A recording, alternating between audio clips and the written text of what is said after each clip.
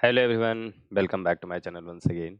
तो अगर आप Google cloud associate cloud engineer का सर्टिफिकेशन का प्रिपरेशन कर रहे हो तो ये वीडियो आपके लिए यूज़फुल होगा। एंड यहाँ पे बेसिकली हम इससे रिलेटेड ढेर सारी जानकारी देंगे। बेसिकली इस वीडियो को मैंने 4 पार्ट में डिवाइड करा है।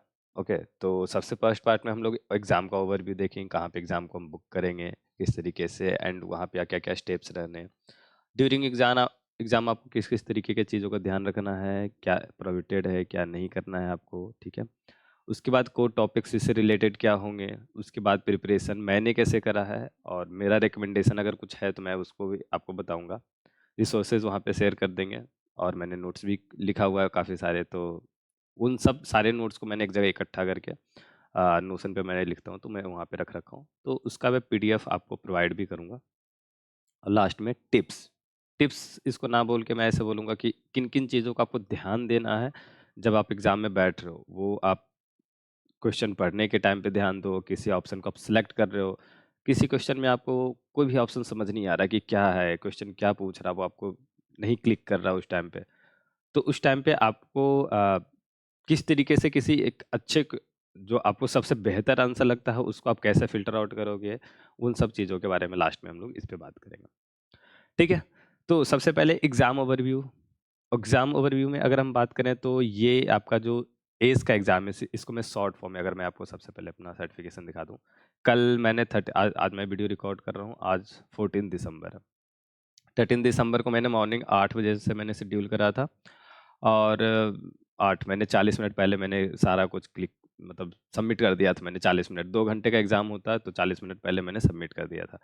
तो ठीक है, मतलब टाइम आपके पास काफ़ी होता है उस हिसाब से। एंड इसको मैं एस बोलता हूँ, एसोसिएट, एसीई एस। तो आप कंफ्यूज मत होना कहीं पे अगर मैं मेंशन करता हूँ। ओके, तो ये एग्ज़ाम जो है बेसिकली सबसे पहले समझते हैं, इसमें 50 क्वेश्चन होने वाले हैं आपके पास। 120 मिनट का टाइम मिलता है। ऑब्वियसली मैंने तो पहले कर दिया, बट आपको कोई जल्दी भी नहीं करनी है। टाइम लो, आराम से क्वेश्चन को पढ़ो। क्यों? क्योंकि क्वेश्चन यहाँ पे जो होते हैं वो ट्रिकी होते हैं और सिनेरियो बेस्ड होते हैं। सारे क्वेश्चन आपको सिनेरियो बेस्ड होंगे। मैं आगे आपको बताऊँगा प्रैक्टिस। जो मैंने क्वेश्चन का प्रैक्टिस टेस्ट मैंने दिया था 3, तो उसमें जो आपको क्वेश्चन मिलेंगे वो वन वर्ड होंगे। लेट्स सपोज कि जैसे यहाँ पे आप नीचे अगर आते हो, ठीक है, कि ये कंप्यूट सर्विसेज है, ये स्टोरेज सर्विस है, तो कौन सा स्टोरेज सर्विसेज यूज़ करना है या नहीं करना। तो वन वर्ड सॉल्व वहाँ पे आपको काफ़ी सारे क्वेश्चन मिलेंगे, बट ये पूरे 50 क्वेश्चन में एक भी क्वेश्चन का जो ऑप्शन होगा, 4 ऑप्शन में से कोई भी एक ऑप्शन वन वर्ड नहीं हुआ मेरे केस में। तो मैं एक्सपीरियंस अपना फ़ील किया हूँ, मैं आपको शेयर कर रहा हूँ। तो वन वर्ड नहीं होगा कि आपको बिग क्वेरी सिलेक्ट करना है या बिग टेबल आप सिलेक्ट कर रहे हो तो कौन-सा सर्विसेज़, डायरेक्ट ऐसे नहीं पूछा जाएगा। वो काफ़ी इवेंट बेस्ड, सिनेरियो बेस्ड आपको डालेंगे कि इस तरीके से आपको माइग्रेट करना है। ये पहले आप यूज़ कर रहे थे, आप इस तरीके से आपको प्रॉब्लम आई, तो अब आप ऐसा स्विच करने की सोच रहे हो। तो कौन-सा सर्विस बेस्ट है? जो बेसिकली आपका एक प्रोजेक्ट जो आप डेली, अगर आप एक सॉफ्टवेयर डेवलपर हो, आप कहीं पे काम कर रहे हो या आपका एक स्टार्टअप है, ठीक है? तो इस तरीके का आप सिनेरियो फेस करोगे और वही यहाँ पे कुछ ईज़ी वे में डाला होता है, बहुत सारा कॉम्प्लिकेटेड भी नहीं होता। ओके? तो 50 क्वेश्चन 120 मिनट, और इन 50 क्वेश्चन 120 मिनट में अटेम्प्ट के बाद आपके पास एक चीज़ आएगा जो आप सबमिट करोगे, ठीक है? कि आप पास हो या फेल हो। जैसे मेरे केस में ये आया था, मैंने स्क्रीनशॉट ले लिया उसके बाद मैंने, ठीक है? तो आपका पास है या फेल है, ये आपको यहाँ पे रिजल्ट जो लिख के आ रहा है यहीं पे आएगा। इसमें कहीं भी मैंने गूगल पे थोड़ा सर्च वर्च भी करा, डिफरेंट ब्लॉग्स पढ़े, तो कुछ लोग इसको 70 कुछ 75% बोल रहे हैं, बट गूगल की तरफ से ऑफिशियली कहीं पे कुछ भी मेंशन नहीं है कि आपको 70% होना चाहिए, 75% है। और मे बी कि कुछ मल्टीपल क्वेश्चन भी कहीं पे हो सकते हैं। मेरे केस में मुझे तो नहीं दिखा, मुझे सारे 50 क्वेश्चन थे वो मुझे मैंने एक ही ऑप्शन सेलेक्ट करा हर जगह पे। मे बी मैंने ध्यान ना दिया हो या हुआ भी हो, आई डोंट नो, मतलब उसके बारे में मुझे कंफर्म नहीं है, बट इसमें परसेंटेज इन लोगों ने कहीं पे स्पेसिफाई नहीं करा है कि इतने परसेंट के ऊपर आप ना सिलेक्टेड हो या आपका पास है, नहीं। ठीक है? तो आपको ध्यान देना है कि एज़ मच क्वेश्चन आप जितना सही कर सकते हो करो, और वो पता नहीं जिस बेसिस पे वो बैकएंड में कैलकुलेशन करते हैं आपका, एंड उसके बाद आपको पास एंड फेल वो बताते हैं। ठीक है? बस एक ही चीज़ आएगा। तो 13 तारीख के मॉर्निंग मैंने एग्ज़ाम दिया, उस टाइम पे मेरे पास ये स्क्रीनशॉट बस था कि पास हो गया। इवनिंग में मुझे मेल भी आ गया कि आपका जो है सर्टिफिकेशन ये है और बैच इस तरीके से मैं अब कहीं पे शेयर कर सकता हूँ, मैं यूज़ कर सकता हूँ। ओके? तो बेसिकली एग्ज़ाम ओवरव्यू में अगर आपको एग्ज़ाम देने के पहले की बात करें तो ये चीज़ हो गई। अब एग्ज़ाम आपको बुक कहाँ से करनी है? ठीक है? तो इसका वेबसाइट आपको ये webassessor.com जो है, यहाँ पे मैं आपको दिखा दूँ। यहाँ पे आप लॉगिन करोगे, आपका नहीं अकाउंट क्रिएटेड है, तो आप अकाउंट क्रिएट कर लेना अपना एंड उसके बाद आप जैसे ही लॉगिन करोगे, तो आपको बेसिकली कुछ इस तरीके से इंटरफ़ेस ओपन होगा। ये, यहाँ पे आप अपना एडिट प्रोफ़ाइल में अपने सारे डिटेल्स वगैरह ऐड कर लेना और मैं रिकमेंड करूँगा कि अगर आप कहीं पे इंटर्नशिप कर रहे हो या जॉब कर रहे हो तो आप अपने पर्सनल ईमेल आईडी से यूज़ करना। आप ईमेल आईडी यहाँ पे पर्सनल और कंपनी दोनों के साथ में यूज़ कर सकते हो। यहाँ पे है आपका ऑप्शन एडिट प्रोफाइल वाले में। बट आप जब देना एग्ज़ाम जब बुक तो आप किसी से भी कर लो। एग्ज़ाम जब देना आप तो आप अपने पर्सनल लैपटॉप यूज़ करना। इसका रीज़न ये है, स्ट्रॉन्ग रीज़न है, क्योंकि जब आप कंपनी पर यूज़ कर रहे हो लैपटॉप तो आपके बहुत सारे नोटिफिकेशन टीम्स और कुछ स्टार्टअप एप्लीकेशन जो वहाँ पे रन हो रहे हैं उससे कुछ नोटिफिकेशन आने की संभावना है। और जब आप एग्ज़ाम दे रहे हो तो उस टाइम पे कोई भी आपको नोटिफिकेशन नहीं आना चाहिए। ये चीज़ें बिल्कुल मतलब आपको ध्यान देना है। अदरवाइज़ मे बी कि वो आपका एग्ज़ाम वहीं पे रोक दें और आपको फिर दोबारा मौका ना मिले, क्योंकि इसमें ऐसा नहीं है कि बीच में आपका नेट चला गया है, आपका एग्ज़ाम फिर से आप रिज़्यूम कर सकते हैं, ऐसा कुछ नहीं है। एक बार गया मतलब गया। और आपको इस एग्ज़ाम के लिए जैसे मैंने जब पे करा था इसमें 88.5 डॉलर ऐसे कुछ लगे थे, मतलब $90 के आसपास। तो आपके वो बेकार चले जाएँगे, उतने पैसे आपके बर्बाद हो जाएँगे, तो आपको ध्यान देना इन चीज़ों का। तो यहाँ पे आने के बाद मैंने ऐसे कुछ स्टेप्स यहाँ पे मेंशन करा है, तो मैं चीज़ें यहाँ पे आपको एक बार दिखा देता हूँ। रजिस्टर फॉर एग्ज़ाम पे जाना है। रजिस्टर फॉर एग्ज़ाम पे जाने के बाद यहाँ पे आपको सारे जो प्रोफ़ेशनल या एसोसिएट या जो भी आपको एग्ज़ाम यहाँ पे है, सारे मेंशन्ड है। अब मैंने एसोसिएट वाला चुना था, तो यहाँ पे आप क्लिक करोगे तो 2 ऑप्शन आएगा। एक तो है कि ऑन साइट आप देना चाहते हो, मतलब इसके जहाँ पे सेंटर है, ठीक है? इसको मैं ये क्लिक करता हूँ, आई थिंक ज़्यादा ही अच्छा रहेगा। तो एक है ऑन साइट, आप जहाँ पे आपके आस-पास कहीं लोकेशन इसका है, तो वहाँ पे आपको देना है, या रिमोट प्रोटेक्टेड मतलब आप अपने पर्सनल सिस्टम यूज़ करके आप देना चाहते हो। तो जैसे आप देखो यहाँ पे बाय नाउ का बटन है, बट इसके केस में बाय नाउ नहीं है। अगर मैं यहाँ पे होवर करूँ तो ये लिख रहा है कि मैं सर्टिफाइड हो चुका हूँ, तो अब मेरे पास इस सर्टिफिकेशन का देखो आप 3 साल का है, उसके बाद मैं दे सकता हूँ। मतलब उसके बाद ये एक्सपायर होगा तो बिल्कुल मैं देने के मतलब मैं लायक हो सकता हूँ, मैं दे सकता हूँ फिर, ठीक है? तो आपको बाय नाउ करना है, उसके बाद आपको बेसिकली सेंटर आपने अगर रिमोट वाला चुना है तो वहाँ पे सेंटर अवेलेबल होगा, अगर नहीं हो तो उसके हिसाब से आपको यहाँ पे सिलेक्ट करना है। तो अगर मैं ऑन साइट करा तो एक ऑप्शन मुझे आ रहा है, उसके बाद मैं सिलेक्ट करके आगे बढ़ूँगा। आगे बढ़ने के बाद आपको मैं अब आगे नहीं बढ़ रहा, मैं आपको बता देता हूँ। 2 चीज़ें हैं, पेमेंट करनी है और आपका डेट और टाइम को सिलेक्ट करना। उन सब चीज़ों को सिलेक्ट करने के बाद आपको कुछ नहीं करना, आपको चेकआउट करना है और उसके बाद आपको आपका जो है यहाँ पे एक टैब है माई असेसमेंट। जब माई असेसमेंट पे आप जाओगे, सारा कुछ हो जाने के बाद माई असेसमेंट पे जाओगे तो यहाँ पे आपको जो है नीचे में शो करेगा। मैं इस पॉपअप को भी रहने देता हूँ, इसका भी यूज़ है, मैं बताऊँगा इस पर। पूरा डिटेल में यहाँ पे बात करेंगे। तो आप देखोगे तो जीसीपीएस का मेरा ये पास रिज़ल्ट आ रहा और मैंने डेट कंप्लीट 16 को किया, ठीक है? सॉरी 13 को किया, मैंने कर लिया ये कंप्लीट, ओके? अब जब आप एग्ज़ाम देने के टाइम पे आओगे, मैंने लेट्स सपोज़ मेरा 13 तारीख को 8 बजे के टाइम पे था, मैं ऐसे 7:30 पे आने का ट्राई करा, 7:35 तक मैं आ गया। तो यहाँ पे आपको एक तो सॉफ्टवेयर डाउनलोड करवाएँगे ये, तो आपको यहाँ पे इंस्टॉल कर लेना है। ठीक है? उसके बाद आपको यहाँ पे स्टेप 2 में या तो अगर आप क्रोम यूज़ कर रहे हो तो ये स्टेप 1 छोड़ देना। नहीं तो आप चाहो तो इसका भी आप कर सकते हो। मैंने नहीं, मैं क्रोम यूज़ कर रहा हूँ, तो मैंने स्टेप 1 को छोड़ा, मेरे पास सिक्योर सा ब्राउज़र है तो ठीक है। स्टेप 2 में बायोमेट्रिक प्रोफ़ाइल, अगर आप पहली बार प्रोफ़ाइल को क्रिएट कर रहे हो यहाँ पे तो आपको बायोमेट्रिक प्रोफ़ाइल अपडेट जो है आपको यहाँ पे कंप्लीट करना पड़ेगा। जब तक आप ये कंप्लीट नहीं करोगे, आपका एग्ज़ाम जो होगा वो यहाँ पे जो लॉन्च वाला है इसमें एक बटन आएगा, ठीक है? स्टार्ट करके ऐसा कुछ, तो वो आपका अपीयर नहीं होगा और मेरे केस में वही है। मैं आया, मैं देख रहा हूँ ये बटन ही नहीं आ रहा। मैं यहाँ पे लिख रहा हूँ, मैं उसमें ये दे रहा है कि बायोमेट्रिक आपका प्रोफ़ाइल जो है वो कंप्लीट नहीं हुआ। मैं डर गया कि अब क्या करना है भाई? तो फिर मेरा ध्यान ये इस पे पड़ा। फिर मैंने ये कंप्लीट करा, इसमें कुछ नहीं करना आपको। बायोमेट्रिक प्रोफ़ाइल में आपको एक आईडी जो मैंने पैन दिया था, तो पैन, आपका फ़ोटो ये सब क्लिक करके आपको जो है यहाँ पे चेक किया जाएगा। तो वो सब चेक हो जाने के बाद सिंपल आप यहाँ पे आपका जो है टेस्ट स्टार्ट करने का ऑप्शन आ जाएगा। तो स्टार्ट आप टेस्ट करोगे, उसके साथ ही आपको एक पर्सन 1 टू 1 पर्सन हमें ऐसा पता नहीं वो आपको पीछे से वो ध्यान देना है। अ, एक पर्सन आपको जो है बेसिकली पूरा चेक करेगा कमरा आपका। वो आपका लैपटॉप या अगर आपके पास दूसरा कैमरा आप जो अटैच करके यूज़ कर रहे हो, तो वो बेसिकली आपको पूरा रूम चारों दीवार ऐसे चेक करेंगे कि कुछ तो है तो नहीं, कोई नोट्स अगर आपने ऐड कर रखा हो, कहीं पे छुपा रखा हो चीटिंग-वीटिंग के लिए, तो वो सब कुछ आपको क्लीन करना है। और आपके डेस्क जो आप वर्किंग एरिया आपका जो है, वहाँ पे आपका पूरा क्लीन होना चाहिए। कोई भी पेपर, इलेक्ट्रॉनिक सामान लाइक मोबाइल कोई दूसरा सिस्टम आपका नहीं होना चाहिए, ठीक है? तो मैंने सारा जितना भी आपको ऐसा मॉनिटर वगैरह ऐसे पास में मेरा मैंने सब हटा दिया था। और इलेक्ट्रॉनिक वॉच आपका नहीं होना चाहिए, मोबाइल नहीं होना चाहिए। हेडफ़ोन वगैरह भी मत रखना। मैंने शुरू में हेडफ़ोन प्लग करा था, बाद में जब वीडियो ऑन हुआ तो उन्होंने बोला कि नहीं हेडफ़ोन आपको नहीं रखना है, फिर ऑडियो वो चेक करेंगे। तो आपको हेडफ़ोन, ईयरफ़ोन वगैरह सब कुछ साइड कर देना है, ब्लूटूथ वगैरह सब साइड रखना है, ये सब चीज़ों का यूज़ नहीं करना है। ऐसे भी आप अगर रख रहे हो तो वो आपको हटवाएँगे, तो इससे पहले कि हम पहले ही क्यों ना साफ़ करके बैठे आप अपना थोड़ा-सा दूर रख दो, 5-10 फीट 5 फीट 10 फीट दूर करके आप ऐसे साइड में रेक पे रख दो, उसका कोई दिक्कत नहीं है। बट आपका जो डेस्क एरिया है, उसके आस-पास नहीं होना चाहिए।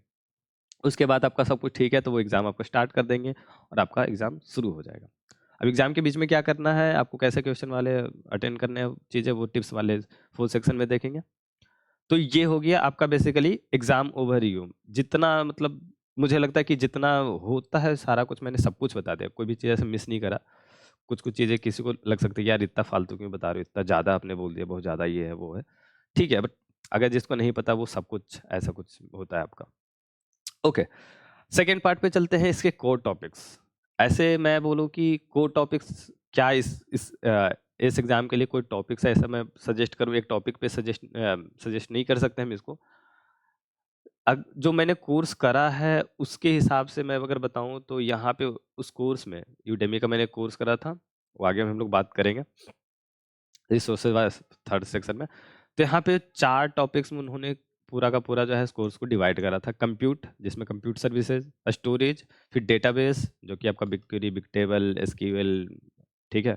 ये सब चीज़ें, फिर networking, VPC, IAM, role policy, ये सब है। तो इन चीज़ों पे काफ़ी ज़्यादा मतलब इन 4 टॉपिक्स के अंदर ही आएगा और किसी एक चीज़ को वो पकड़ के नहीं चलते। अगर मैं कंप्यूट की बात करूँ तो कंप्यूट में अगर मैं सिर्फ़ बोल दूँ कि चलो ठीक है आपका वीएम से आप रिलेटेड समझ लो तो वो हो जाएगा, नहीं होगा। वो मतलब डिटेल में तो नहीं बोले बट काफ़ी सारे टॉपिक्स को ऐसे टच करते हैं। एक क्वेश्चन में सिर्फ़ वीएम से रिलेटेड ही वहाँ पे सवाल नहीं रहेंगे। एक ही क्वेश्चन में वो वीएम को भी, स्टोरेज को भी डाल देंगे, डेटाबेस को भी डाल देंगे, कुछ नेटवर्किंग से रिलेटेड भी डाल सकते हैं। तो एक ही क्वेश्चन में वो ऐसे मिक्स कर देंगे। उसके बाद वो ऑप्शन दे देंगे कि इस सिचुएशन में आपको क्या करना है। बेसिकली आप किसी एक सेक्शन को या एक सर्विस को ऐसे मत समझो, आप यूज़ केस समझ कर उसको पढ़ो।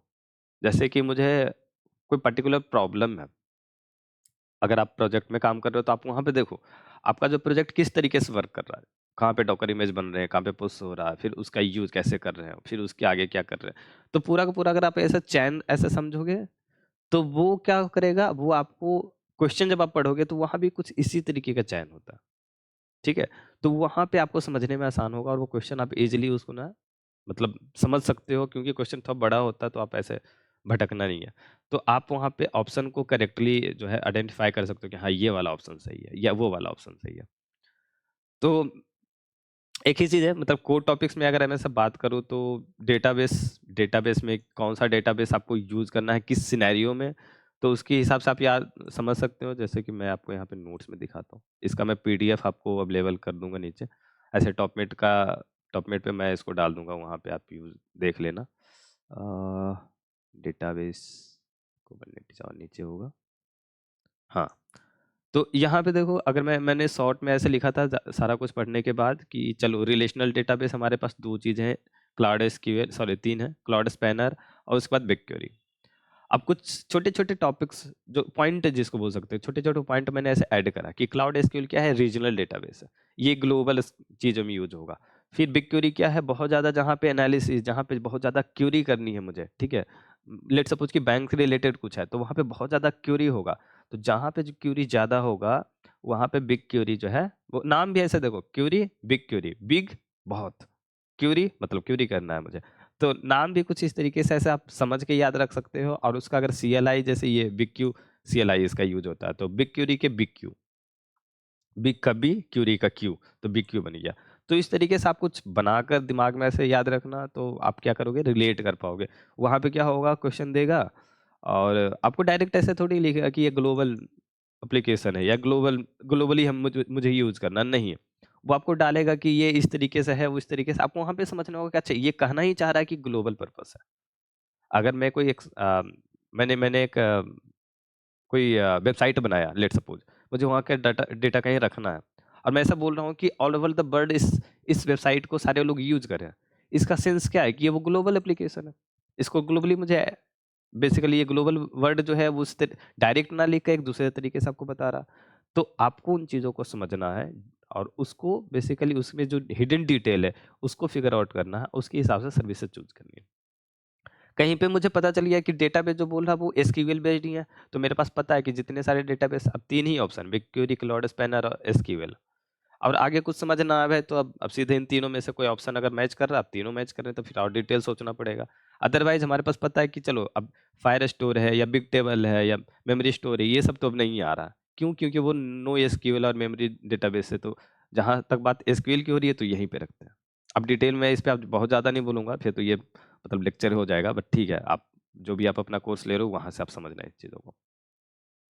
ठीक है? तो कोर टॉपिक्स की अगर बात करें तो यही है, 4 जो आपका मेंशन है। मैं आपको बताऊँगा मैंने जो कोर्स करा, तो आपको ये कंप्यूटर सर्विसेज, स्टोरेज, डेटाबेस और नेटवर्किंग आपको जो है, इसके थ्रू आपको पूरे के पूरे चीज़ों को याद रखना। बहुत डीप में नहीं याद रखना, कॉन्फ़िगरेशन आपको बहुत ज़्यादा याद नहीं रखना कि यार इस सेटिंग में ऐसे चेंज करते हैं तो इसका ये इम्पैक्ट पड़ता है, वो नहीं है। पहले सर्विस को समझो, उसके बाद एक सैंपल टेस्ट लगा लो, फिर आपको पता चल जाएगा कि क्वेश्चन किस अराउंड आएगा। ठीक है? ओके। मूव करते हैं थर्ड, प्रिपरेशन रिसोर्सेज जो मैंने यूज़ करा, किस तरीके से मैंने प्रिपरेशन अपना करा।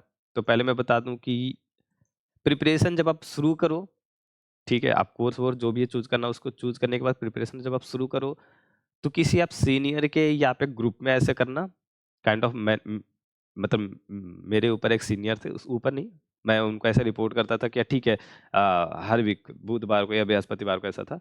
तो हम लोग इतना रिपोर्ट करते थे कि इतना तक मेरा हो गया, इस मॉड्यूल में अभी हम हैं या इस वीडियो में हम हैं, इतना तक हमने देख लिया और इसका मैंने प्रैक्टिस वगैरह यहाँ पे करा। तो अगर आप किसी को ऐसे रिपोर्ट करोगे तो काइंड ऑफ ये थोड़ा-सा आपको जो है ना वो एक डिसिप्लिन मैनर में रखे रहेगा, कंटीन्यूअस मैनर में। अदरवाइज़ क्या होगा, आप आज 2 मॉड्यूल खत्म कर दिए पहले दिन, आपने शुरू करा कि जीसीपीएस निकालना है मुझे, और आपने पहले दिन ना 2 मॉड्यूल खत्म कर दिए, 5 10 वीडियो 25 वीडियो देख गए आप। उसके बाद क्या होगा कि आप ना ऐसे रुक जाओगे, अब बीच में थोड़ा-सा आपका गैप आएगा, उसके बाद वो छूट जाएगा। छूट जाएगा तो आप फिर आप भूल ही जाओगे आप जीसीपीएस का पढ़ भी रहे थे। ठीक है? तो इन चीज़ों का आपको ध्यान देना है, और मैं बोल रहा हूँ वही करना है। एक ग्रुप में करो, दोस्तों के साथ मिलके करो तो ये भी ठीक है। अगर आप ऐसे किसी सीनियर को ऐसे आप उसके अंडर कर रहे हो तो बढ़िया है वो। क्योंकि आपको निकालना है तो भाई आपको अपने आप पे एक्स्ट्रा एफर्ट डालनी पड़ेंगे। ठीक है? एक्स्ट्रा टाइम निकालना पड़ेगा। रात में करो, दिन में करो, सुबह मॉर्निंग में करो, काम के पहले करो, कुछ भी करो, वो आपको निकालना ही पड़ेगा। चलते हैं, कोर्स जो मैंने किया तो मैं आपको यहाँ पे ऐड कर रखा हूँ, आई डिड, मैंने ये कोर्स करा, प्रैक्टिस के लिए मैंने ये वाला यूज़ करा। मेरा रिकमेंडेशन है ये गूगल का ऑफिशियल प्रिपरेशन गाइड है, मेरे पास थोड़ा-सा टाइम भी कम था। काइंड ऑफ मैंने अपने आप को एक डेडलाइन दे रखा था कि मुझे इतने तक मुझे कर लेना है। जैसे मैंने ऐसे दे रखा था कि 15 दिसंबर के पहले मुझे नहीं, किसी भी हालत में मैं पास हूँ या फेल, मुझे ना एग्ज़ाम अटेंड करना ही है, मैं एग्ज़ाम दे दूँगा। चो चलो तो कोर्स पे सीधा बात करते हैं। ये जो कोर्स है, एग्ज़ैक्ट मैंने यही कोर्स करा है, और क्योंकि मैं कंपनी, मतलब मेरे पास कंपनी का पोर्टल है, वहाँ पे हम लोग यूडेमी को उसके थ्रू एक्सेस करते हैं। तो ये कोर्स मुझे ₹499 जो भी है वो मुझे वहाँ पे ऐसे देने की ज़रूरत नहीं पड़ी।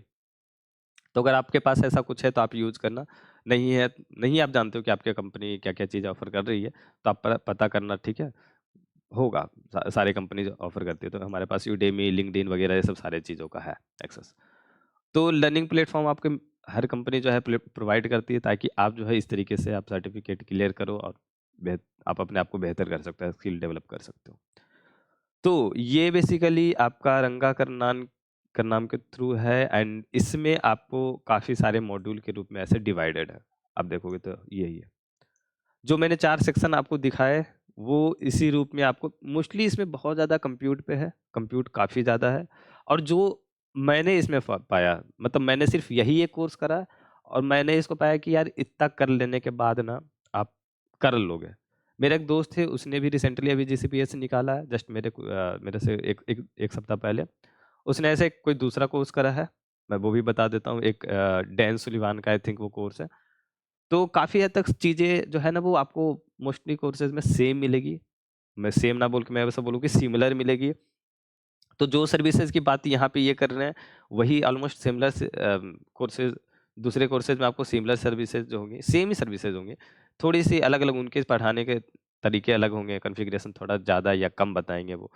ठीक है? तो इस तरीके से आपको जो है वो डिफरेंट कोर्सेज़ में आपको मिलेंगे। तो आपको जो भी अच्छा लगे मैंने कोई रिकमेंडेशन ऐसे मैं बता रहा हूँ कि मैंने ये करा है। मैं आपको ये नहीं बोल रहा हूँ कि आप ये कोर्स खरीद लो या ठीक है इसका मुझे कोई ऐसा परसेंटेज मिलने वाला है, ऐसा कुछ नहीं है। बस मैं ऐसे आपको शेयर कर रहा हूँ। प्रैक्टिस क्वेश्चन करने के लिए क्या है कि आप एक तो ये करोगे तो हर एक मॉड्यूल के लास्ट में आपको सेक्शन क्विज रहता है, तो 5 क्वेश्चन रहेंगे, जो कि बिल्कुल ही आसान रहेंगे। सबसे पहले वो आपको इसलिए रहते हैं ताकि आप जो पढ़े हो अभी करंट जिसको आप बेसिक अंडरस्टैंडिंग के साथ आपने पढ़ा या नहीं, कि आपने जैसे वीडियो को ऐसे लेके चले गए लास्ट तक, ऐसा नहीं। तो वो ठीक है, उसके बाद आप ये वाले प्रैक्टिस क्वेश्चन का जो सेट है, इसमें 3 सेट है, ठीक है? मॉड्यूल 0, 1, 2 ऐसे करके है इसमें। लोड होने देते हैं, ये डैन सुलिवान का, ठीक है? तो ये वाला जो बेसिकली ये भी देखो 499 449 का है। यहाँ पे देखो कि 50-50 क्वेश्चन का है जो 3 सेट है। ये आप पक्का कर लेना। ठीक है? ये क्वेश्चन इसका इसका जो है बेसिकली मैंने थर्ड वाला मेरे केस में ये जो थर्ड टेस्ट था, ये मुझे काफ़ी ज़्यादा मतलब ट्रिकी फ़ील हुआ। ये दोनों थोड़ा-सा आसान है उसके कंपेयर में और ये वाला जो है ना, ये वाला अच्छा लगा मुझे। करना आप तीनों, पहले आपको ये करना ज़रूरी होगा फर्स्ट वाला ताकि आप ईज़ी क्वेश्चन के साथ बढ़ो आगे। फिर पता चलेगा आपको कि अच्छा किस तरीके से क्वेश्चन हम ऐसा नहीं है कि आप ईज़ी क्वेश्चन में जा रहे हो और 50 के 50 आप बना रहे हो। मैं बताता हूँ, मेरे इसमें मैंने जब दिया अपने तरीके से इसको, सब कुछ पढ़ने के बाद, मेरा 13 को एग्ज़ाम है, मैंने 12 और 11 को ऐसे प्रैक्टिस खूब करा है इसके लिए और हर एक टेस्ट को मेरा दोस्त भी रिकमेंड कर रहा था कि 3 से 4 बारी आप बना लेना एक ही क्वेश्चन को। एक ही टेस्ट को 3 बारी बनाना और जब भी बनाना तो क्वेश्चन को पूरा पढ़ना है ऐसे। फिर ऑप्शन को फिगर आउट करना। ये नहीं कि पहले बार हमने बनाया था, मुझे याद है कि इसका ऑप्शन ए है, तो हमने मार दिया, नहीं। अब इस टाइम पे अब तुम सोचो कि इसका बी और सी और डी क्यों नहीं होगा? और आप अगर ये सोचने में कामयाब हो जाते हो ना, आप ये सोच लेते हो, तो आप समझ गए हो। आपको चारों जो ऑप्शन है, जो भी सर्विसेज़ यूज़ हो रही है, उसको आप समझते हो डीपली। ये करना है आपको। जब आप सबमिट करोगे इसका, तो आपको हर एक क्वेश्चन के नीचे में, आप करेक्ट हो या इनकरेक्ट, वो नीचे में आपको एक छोटा-सा डिस्क्रिप्शन देगा कि हाँ, ये सर्विसेज़ ये थी और जो गलत है सर्विसेज़, जो ऑप्शन गलत है, वो उसका ये यूज़ केस है। थोड़ा-सा आपको लाइन में देगा। तो उसको पढ़ना, समझना, फिर अगले टेस्ट पे जाना और ऐसे करके आप 3-4 बारी प्रैक्टिस करना। ओके, तो ये हो गया प्रैक्टिस टेस्ट के बाद आपको ऑफ़िशियल प्रिपरेशन गाइड यहाँ पे, ये मुझे ऐसा लगता है कि एक रिकमेंडेशन है, तो आप इसको भी कर लेना, अगर टाइम आपके पास है तो। ठीक है, नहीं टाइम है तो आप इसको आराम से छोड़ देना, आपका मॉड्यूल ही काफ़ी होता है इसके लिए। और एग्ज़ाम से रिलेटेड ऐसे मैंने सारा कुछ बता भी दिया इस वीडियो में, बट अगर आपको और भी कुछ जानना है तो आप यहाँ पर जाना और यहाँ पे ये ब्लॉग में आपको काफ़ी सारे डिटेल्स ऐड होते हैं। ठीक है? बहुत ज़्यादा अब नहीं बोलेंगे, इसको कैंसल करते हैं और इन दोनों का लिंक आपको बेसिकली इस पीडीएफ में मिल जाएगा। मैं इसे डिस्क्रिप्शन बॉक्स में भी डाल दूँगा। ओके? फोर्थ वाला जो सबसे इम्पोर्टेंट चीज़ है, टिप्स, जिसको टिप्स में ना बोल के आपको मैं बोलूँगा कि आपको क्या-क्या चीज़ें का ध्यान रखना है जब आप क्वेश्चन पढ़ रहे हो। सिर्फ टिप्स बेसिकली क्या लगता है कि आप कुछ ऐसा बता रहे हो, मैं कोई टिप्स क्या होगा? अगर आप अच्छे तरीके से प्रिपेयर करके जा रहे हो तो आप ऑब्वियसली इस एग्ज़ाम को निकाल लोगे। बहुत टफ नहीं होता, बट हाँ, इतना मैं बोलूँगा कि क्वेश्चन जो होते हैं वो सिनेरियो बेस्ड होते हैं, थोड़े ट्रिकी होते हैं। बिल्कुल ही हल्के में नहीं लेना है, बहुत ही ज़्यादा इसको ओवर नहीं माइंड पे लेना है कि यार बहुत टफ है, नहीं निकलेगा, ऐसा कुछ नहीं है। बहुत सारे लोग निकालते हैं और जो भी पढ़ के जाओगे तो निकल जाएगा। सबसे पहला चीज़, क्वेश्चन को ध्यान से पढ़ो और मल्टीपल टाइम पढ़ो, 2 बार पढ़ो कम से कम, 2 बार से बिल्कुल कम मत पढ़ो। उसमें कुछ वर्ड्स होंगे, जैसे मैंने आपको डेटाबेस में दिखाया ग्लोबल, रीजनल, ठीक है? इस तरीके से जो वर्ड्स हैं उनको पिक करो और उसको दिमाग में रखो कि चलो ठीक है, इस वर्ड ये वर्ड इसमें हाइलाइट तो कुछ नहीं रहेगा वो, आपको हाइलाइट करना पड़ेगा माइंड में। हाइलाइट करने के बाद सर्विसेज़ को फ़िल्टर आउट करो कि चलो ठीक है, ये सर्विसेज़ थी, अब इसमें तो ये वाला छँट जाएगा क्योंकि ये तो इसने रीजनल बोल दिया या इसने ऐसा कुछ बोला कि सर्वरलेस है, ठीक है? तो ये सर्विस तो सर्वरलेस है ही नहीं। तो उसके हिसाब से पता चला 2 ऑप्शन कट गए, 4 ऑप्शन में से 2 गया। अब 2 ऑप्शन में मुझे पिक करना है। 2 ऑप्शन में मुझे अगर समझ में आ रहा है कि चलो ए है, ए और सी में से ए है, तो मैंने टिक कर दिया। बट अगर मुझे समझ नहीं आ रहा कि ए और सी में से क्या है, तो मैं ऐसे रैंडम मुझे जो सही ज़्यादा ऑप्शन सही लगेगा, जो भी नॉलेज है उस बेसिस पे, तो उसको मैं ए या सी में से पिक करूँगा। उसको ध्यान में भी रखना है। कई बार ऐसा भी होगा, दूसरा टिप्स के थ्रू आप तरीके से इसको ले सकते हो। कई बार ऐसा होगा कि इस क्वेश्चन में जो पूछा गया है वर्ड, जो जो चीज़ पूछा गया है, उसका हिंट किसी दूसरे क्वेश्चन में से ऑलरेडी रखा होगा। ये मेरे साथ हुआ है एक क्वेश्चन में। एक क्वेश्चन का जो जो स्टेटमेंट है, ठीक है? उसमें जो डिटेल मेंशन है, वो किसी दूसरे क्वेश्चन का ऑप्शन बेसिकली जो ऑप्शन में मुझे फ़िल्टर आउट करना था, उसके डिटेल से मैच करा। तो मैंने कहा कि चलो ये इस डिटेल के हिसाब से ये क्योंकि क्वेश्चन है और इस डिटेल के हिसाब से इसका 3 ऑप्शन 2 ऑप्शन ऐसा कट गया। अब बचा मेरे पास 1 या 2 ऑप्शन, तो मैंने उस बेसिस पे पिक कर लिया और मैंने वो पाया कि वो क्वेश्चन मैं गलत कर रहा था। वो वहाँ से जो मैंने डिटेल उठाया, जो वहाँ से मैंने हिंट उठाया उस क्वेश्चन से, उसके बाद जो मेरा पहले का जो आंसर था, वो मुझे लगा कि यार ये तो मैंने गलत चूज़ कर रखा है इसको। तो ऑब्वियसली कहीं न कहीं फ़ायदा होता है और आप इस चीज़ों का ध्यान रखना। ठीक है? तीसरा चीज़, क्वेश्चन के स्टेटमेंट काफ़ी बड़े होते हैं, स्टेटमेंट में मत उलझना।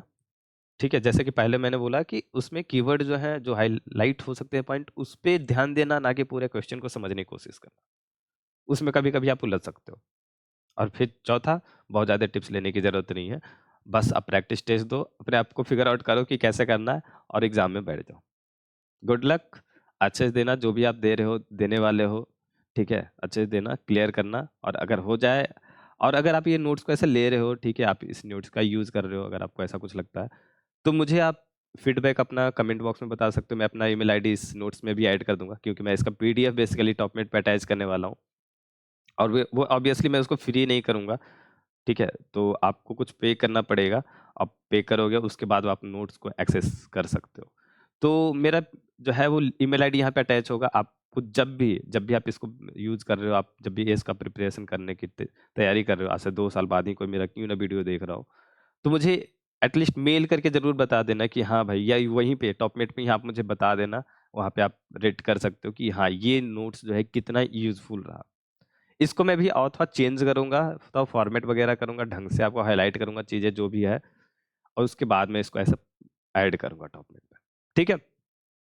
और लास्ट में जो कुछ रिलेटेड है मेरे मेरे रिलेटेड है, तो अगर आपको ऐसे कुछ जानकारी चाहिए, मेरे से पर्सनल से बात करना, 1 टू 1 कॉल पे करना है, तो टॉपमेट का लिंक नीचे आपको डिस्क्रिप्शन बॉक्स में दिया हुआ है, वहाँ पे जाओ, बुक करो स्लॉट को और आसानी से आप मेरे साथ बात कर सकते हो। कुछ भी अगर डिटेल मेरे से लेना है आपको जीसीपीएस के लिए, इसके पहले मैंने एक एडब्ल्यूएस का भी सर्टिफिकेशन क्लियर करा।